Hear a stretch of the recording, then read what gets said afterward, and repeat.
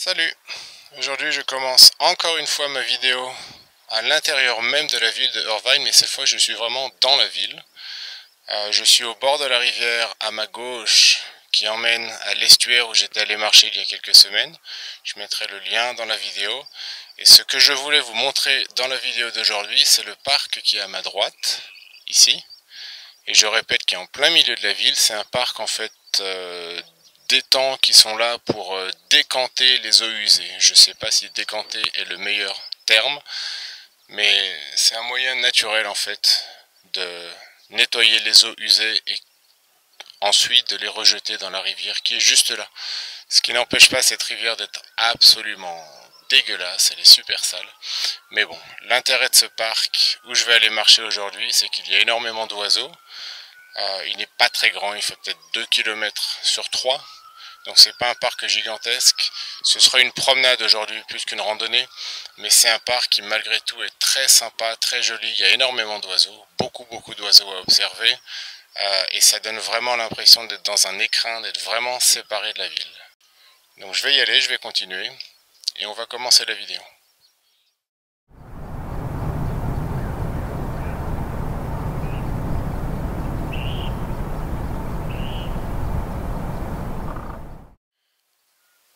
Je voulais juste rapidement filmer le parking, donc ça c'est le parking. Et en fait ce qui est assez sympa avec ce parking, c'est qu'ils ont laissé des maisons en bois. Ouais, je sais pas, je pense pas que ce soit des maisons très anciennes, mais elles doivent dater probablement du début du siècle.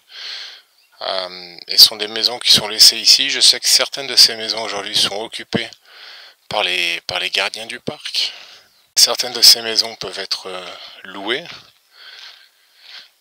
Et pour organiser des événements, pour organiser des fêtes de famille.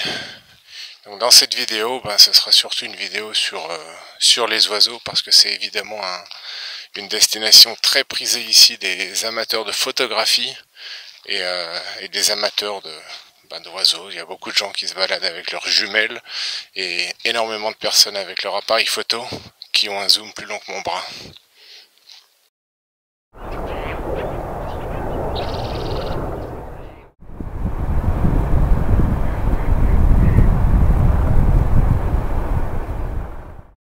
Nous voilà dans le parc et ce qui est très intéressant dans ce parc, c'est qu'en fait on a des espèces végétales qui sont très différentes de ce à quoi on est habitué quand on va marcher dans les collines, parce qu'évidemment c'est un milieu humide. Alors on a beaucoup d'espèces endémiques qui viennent de Californie, comme par exemple cet arbre qu'ils appellent un cottonwood, ça doit être de la famille des peupliers, je pense. On voit aussi beaucoup évidemment de joncs, de roseaux. On a beaucoup de ces arbres comme celui-là qui font la partie de la famille des saules. Ça c'est pareil, je me base sur les feuilles et sur rien d'autre. Donc c'est très intéressant, ça montre un aspect de la Californie un petit peu différent et ça montre d'autres espèces végétales. Et comme vous pouvez voir, les chemins sont complètement encadrés par presque un bocage. Et cette partie du parc, là où on commence à marcher en fait, on zigzague un petit peu entre étangs. Et c'est très sympa, on entend tous les oiseaux. Malheureusement on entend des avions parce qu'il y a un aéroport qui est pas très loin d'ici. Mais c'est un coin très agréable. Donc cette partie du parc effectivement se compose principalement d'étangs. Voilà.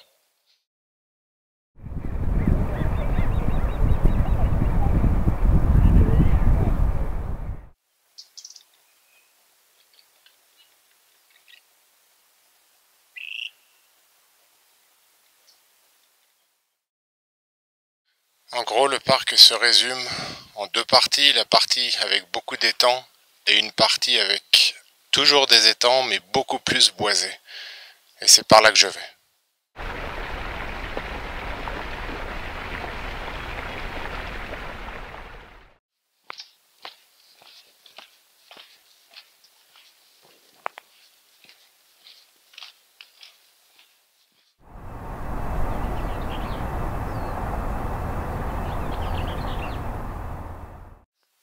La partie boisée est beaucoup plus tranquille.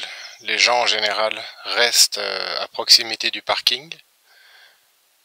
Donc c'est beaucoup plus tranquille ici. Et en plus de ça, en été, quand le soleil sort, c'est un coin qui est beaucoup plus ombragé.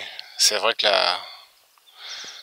La partie du parc où on entre est quand même beaucoup plus exposée et en été quand il fait très chaud ça peut être un petit peu pesant.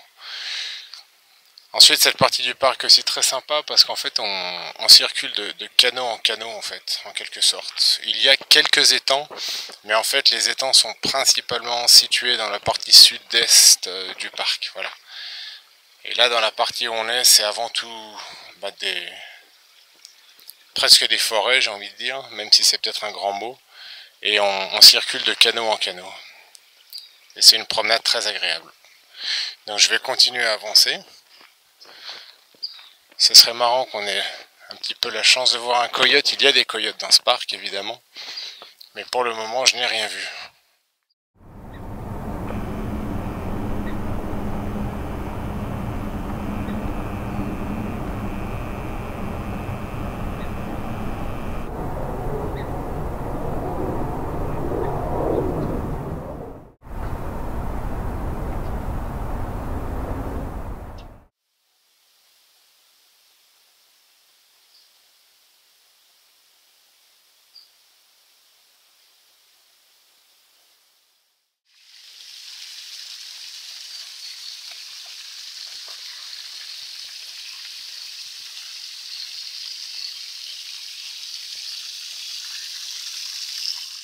Voilà sur quoi on débouche à chaque fois. En fait, comme je mentionnais tout à l'heure, le parc est complètement entouré, il est en plein milieu de la ville.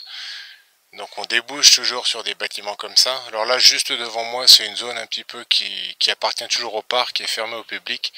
Mais ils ont toujours des engins de construction. C'est un peu un coin de stockage, j'ai l'impression, où ils stockent des matériaux. Je sais pas trop ce qu'ils font là. Mais bon, bref, ça n'a aucune importance. Donc en fait, le parc, en gros, est un carré au milieu de la ville. Et malgré tout, malgré cela, c'est vraiment un parc que je trouve... Écoutez les oiseaux. Voilà, on est entouré par le chant des oiseaux, on est vraiment dans une espèce de bulle verte au milieu de la ville. Cette partie du parc est vraiment ma préférée. Qu'est-ce que j'aime venir ici parce que c'est très calme, il y a très peu de monde. Malheureusement on voit assez peu d'oiseaux ici.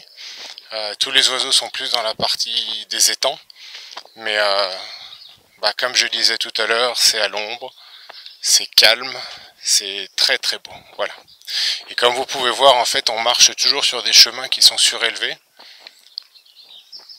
Et ça, c'est fait spécialement pour que chaque partie du chemin puisse se faire inonder si c'est nécessaire. Je ne sais pas trop comment ils gèrent leur système d'étang ici, mais les tuyaux qu'on voit là-bas en bas, par exemple, ce sont des tuyaux que eux peuvent contrôler.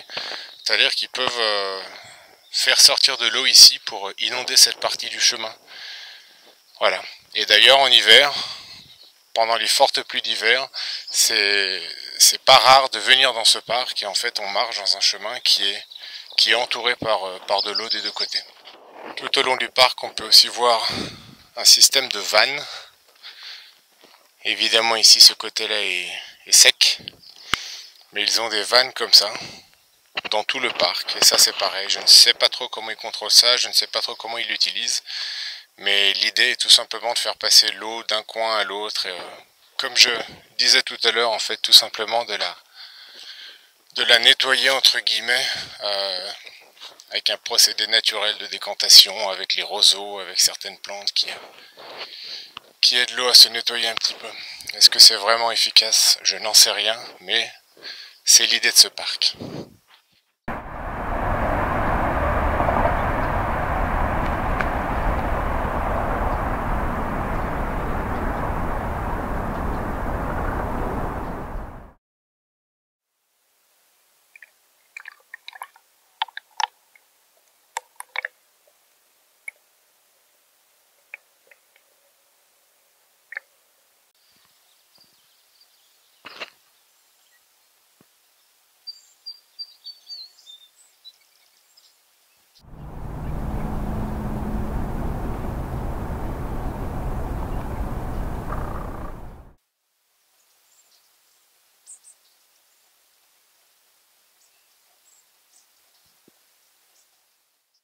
Donc là devant un canal qui est à sec, évidemment on est en plein milieu de l'été, ou plutôt à la fin de l'été.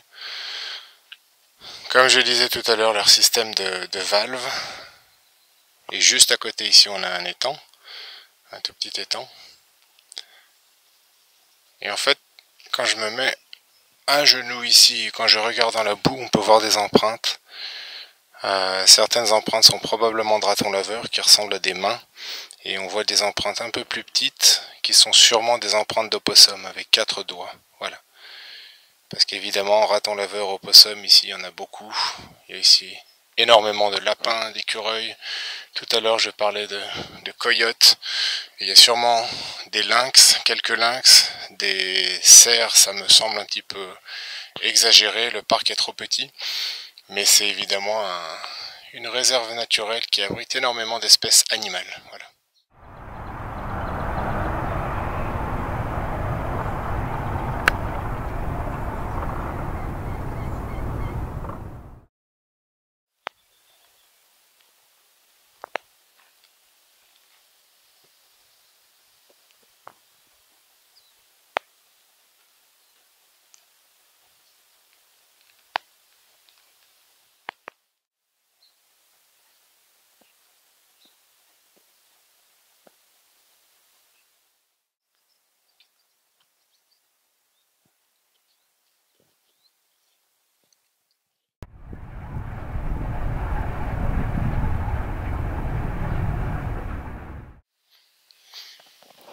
Et ben voilà, j'ai déjà quasiment fait le tour du parc.